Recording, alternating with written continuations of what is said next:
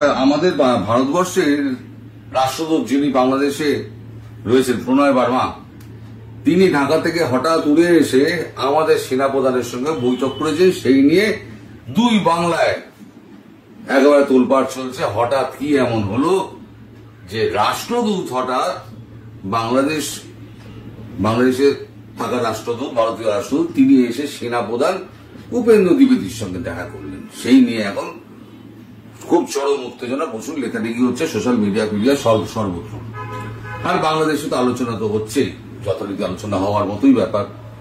এখন ব্যাপারটা যেটা হচ্ছে, কাগজের জন্য একটু অপেক্ষা করছিলাম। কাগজে যা বেরিয়েছে সেটা একটা হাস্যকর, যা শুনলে আপনার পিত্তি চটকে যাবে। সেটা হচ্ছে বিজনেস স্ট্যান্ডার্ড আমাদের এখানে লিখছে সানডে March 30, 2025, মানে আজকে, ইন্ডিয়ান আর্মি চিফ জেনারেল দ্বিবেদী, high commissioner Verma discuss geo strategic issue.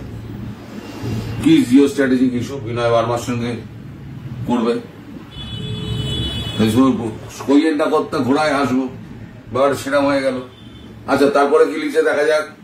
Indian high commissioner to Bangladesh Pranay Verma met Indian chief of army staff General Upendra Dwivedi in New Delhi yesterday, 28 March, and discussed a range of geostrategic matters.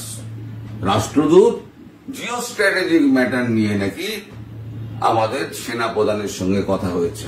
জিওস্ট্র্যাটেজিক matter নিয়ে সেনাপ্রধানের সঙ্গে কি কথা হয়েছে সেটা প্রণয় বার্মাই বলতে পারবে, আর উপেন্দ্র দ্বিবেদী বলতে পারবে। তারপরে কি লেখা হয়েছে, the Indian army share the details of the meeting on its official verified account. During their conversation, they focused on strengthening bilateral defense cooperation, enhancing military collaboration, মানে বাংলাদেশের মিলিটারির সঙ্গে আমাদের military collaboration, and exploring opportunity for joint initiative aid and bolstering regional security. এই যা বলেছে না, তাতে আপনার হাসতে হাসতে পেট ব্যথা হয়ে যাবে। বললাম না, কইয়ের না কর্তা ঘোড়ায় হাসবো। আসল হচ্ছে কিছু একটা বলতে হবে। মিটিংটা হয়েছে অন্য ব্যাপারে, কিছু একটা বলতে হবে, তাই এটা বাজারে একটা গল্প ছেড়ে দেওয়া হয়েছে। এবার ইন্ডিয়ান ডিফেন্স ফোর্স কি লিখছে, ইন্ডিয়ান মিলিটারি ভেরিফাইড এক্সপোস্টে তারা লিখছে এক কথা, যে কথাটা লেখা হয়েছে বিজনেস স্ট্যান্ডার্ডে সেই একদম টু লিখে দেওয়া হয়েছে। Shri Pranay Verma, high commissioner of India to Bangladesh, called on General Upendra Dwivedi, COAS, and discussed a range of geostrategic issues. They exchanged views on issues of mutual interest, focusing on strengthening bilateral defense cooperation, enhancing বললাম না যা আছে তাই একেবারে লিখে দেওয়া হয়েছে। এইটা দেখে না, আমি গতকালকে থেকে এই খবরটা পাওয়ার পর থেকে গতকাল থেকে আমি খুব খবরটা নিয়ে উৎসুক ছিলাম যে আসল খবরটা কি। এটা তো লেখা হয়েছে, এটা তো আসল খবর নয়। তা বিভিন্ন জায়গায় ফোন টোন মেরে যা কথাবার্তা যেটা বললাম পুরোটা আপনাদের বলতে পারবো না। এটা হচ্ছে রাষ্ট্রীয় সুরক্ষার ব্যাপার, কারণ বাংলাদেশে একটা এই রয়েছে গোয়েন্দা এজেন্সি আছে, তারা নিশ্চয়ই কিছু খবরাখবর রাখে, আমাদের এজেন্সি তো খবরাখবর রাখে। এর মধ্যে হয়েছে কি, এই যেটা সামনে আসছে দেখছেন, এটা হচ্ছে সামনেটা। এর পেছনে কি হয়েছে আমি আপনাদেরকে এবারে বলি। পুরোটা বলবো না, কিন্তু আগেও বলছি, আমি জানি কিন্তু বলবো না রাষ্ট্রীয় সুরক্ষার খাতিরে। যতটুকু বলা যায় আমি ততটুকু বলবো। এই যে বাংলাদেশের বর্তমান পরিস্থিতি, যেটা উদ্ভূত পরিস্থিতি, সেটা নিয়ে ভারত খুব চিন্তায় আছে। এখন ব্যাপারটাকে পিছিয়ে যাচ্ছে, যত পিছোচ্ছে ভারতের টেনশন বাড়ছে, কারণ তত বেশি ভারতের উদ্বেগ বাড়ছে। এখন এই যে ভারতের বাংলাদেশের মধ্যে যে পরিস্থিতি, সেই পরিস্থিতিটা আমাদের দেশে কিছু করতে গেলে তাহলে আমাদের পার্লামেন্টকে জানাতে হয়। পার্লামেন্টে সবসময় অল পার্টি মিটিং হয় না, তখন কি হয়, তখন একটা joint parliamentary committee, JCB, joint parliamentary committee আছে। কোন বিতর্কিত বা গুরুত্বপূর্ণ বিষয় হলে সেই বিষয়টাকে স্টেটমেন্টের আকারে একেবারে জেসিপির কাছে জমা দেওয়া হয়। সেখানে প্রত্যেকটি দলের সদস্যরা থাকেন, তারা ওই কমিটির সমস্ত কিছু বিশ্লেষণ করেন। যে সুপারিশটা কমিটিতে করা হয়েছে তার চুলছেরা বিশ্লেষণ করেন, বিশ্লেষণ করে তারা একটা রিপোর্ট দেন ওই সুপারিশের ওপরে হ্যাঁ অথবা না। এই সুপারিশটা পাওয়ার পর যখন গেছিল, তারপরে জয়েন্ট জেসিপির একটা মিটিং হয়, মিটিং এর একটা কপি এসে পৌঁছায় আমাদের গভর্নমেন্টের কাছে। গভর্নমেন্ট সেটা পড়ে গভর্নমেন্ট দেখে 27 তারিখে সেই মিটিং এর কপি এসেছিল, দেখে জেসিপি মানে ভারতবর্ষের সরকারের উপরে পূর্ণ আস্থা রেখেছে এবং বাংলাদেশের ব্যাপারে ভারতবর্ষের যা করার সে ব্যাপারে জেসিপি সর্বদলীয় ভাবে তাদের গ্রিন সিগন্যাল দিয়ে দিয়েছে। এরপর ডেকে পাঠানো হয় আমাদের বিনয় বার্মাকে। বিনয় বার্মা এসে এখানে যাদের সাথে সঙ্গে দেখা করেছেন, 3 মক্কেলের সঙ্গে দেখা করেছেন। মক্কেল বলবো না, আমাদের দেশের ভাই এত বড় বড় মাথা, মক্কেল তো বলা যাবে না, হাসি মস্করা করে, হাসি মস্করার জায়গা নয়। 3 জনের সঙ্গে দেখা করেছেন। তার একজন হচ্ছেন আমাদের ডিফেন্স মিনিস্টার রাজনাথ সিং, একজন হচ্ছেন আমাদের হোম মিনিস্টার তিনি স্বরাষ্ট্রমন্ত্রী অমিত শাহ, এবং সঙ্গে ছিলেন অজিত দোভাল। জয়শঙ্করজি এখন বিদেশে, তাই তিনি ছিলেন না সেখানে। তার সঙ্গে পুরো বিষয় নিয়ে ভারতের সঙ্গে মানে বাংলাদেশের ব্যাপার নিয়ে ভারতবর্ষ তার পুরো ব্যাপারটাকে জানে, কারণ রাষ্ট্রদূতের কাছে সমস্ত খবরাখবর আসে, যে কোনো রাষ্ট্রের রাষ্ট্রদূতের কাছে খবরাখবর আসে, বাংলাদেশের রাষ্ট্রদূতের কাছেও সেরকম খবরাখবর আসে।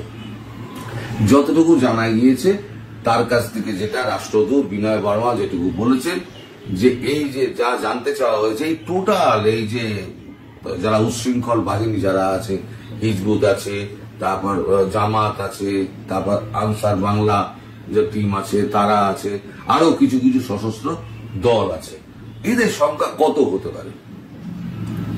তা প্রণয় বার্মা বলেছেন এদের সংখ্যা সর্বোচ্চ 10 লক্ষ হতে পারে। এখন 10 লক্ষ যদি হয়, 18 কোটি দেশের মানুষ যেখানে আছে সেখানে 10 লক্ষ ফিগারটাকে শতাংশ হিসেবে ভাগ করে নাও। সবটাই তো অঙ্কের খেলা, কোনো একটা কিছু করা মানে অঙ্কের খেলা। তো অঙ্কের খেলাটা হয়ে যাওয়ার পর এইবারে তারপর বলে আপনি তাহলে এক কাজ করুন, আপনি সেনাপ্রধানের সঙ্গে একবার দেখা করুন, দেখা করে এই যে অবস্থাটা বর্তমান পরিস্থিতি, আভ্যন্তরীণ পরিস্থিতি কি বাংলাদেশের, সেই পরিস্থিতিটা তাকে ব্যাখ্যা করে আসবে। তিনি ওই পরিস্থিতি সমস্ত ব্যাখ্যা করতে গেছিলেন আমাদের সেনাপ্রধান উপেন্দ্র দ্বিবেদীর কাছে। আপনারা বলুন, একটা রাষ্ট্রদূতের কি দরকার আছে মশাই ঢাকা থেকে উড়ে এসে সে নয়াদিল্লিতে আমাদের সেনাপ্রধানের সঙ্গে দেখা করবে? কোনো অর্থ তো খুঁজে পাওয়া যাচ্ছে না। আসলে হচ্ছে ভেতরে মানে গ্রাসরুট লেভেলে বাংলাদেশে কি পরিস্থিতি, আওয়ামী লীগ কোথায় কি অবস্থায় আছে, বিএনপি কি অবস্থায় আছে, বিভিন্ন রাজনৈতিক দলগুলো কি অবস্থায় আছে, তাদের বক্তব্য কি, সব একেবারে জেনে নেওয়া হয়েছে। এবার প্ল্যান অফ অ্যাকশন গুলো তৈরি করা হচ্ছে। এই মুহূর্তে আমাদের সমস্ত সৈন্য পৈনত সমস্ত কিছু রেডি ফেডি রয়েছে। গতকালকে থেকে আমাদের এখানে 2-4টে রাফাল টাপাল সমস্ত ঘোরাঘুরি করছে। এদিকে মহড়া হচ্ছে, আর কি মানে ট্রেনিং হয় না, মহড়া হয় না, মহড়া হচ্ছে, ট্রেনিং বলবো না, মহড়া হচ্ছে। ওই হাসিমারা থেকে মহড়া হচ্ছে আর হিন্দান থেকে মহড়া হচ্ছে, তো সাই সাই করে উঠছে।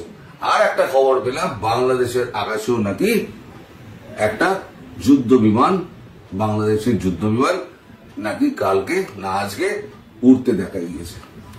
তার মানে চারিদিকে এখন যুদ্ধের দামামা।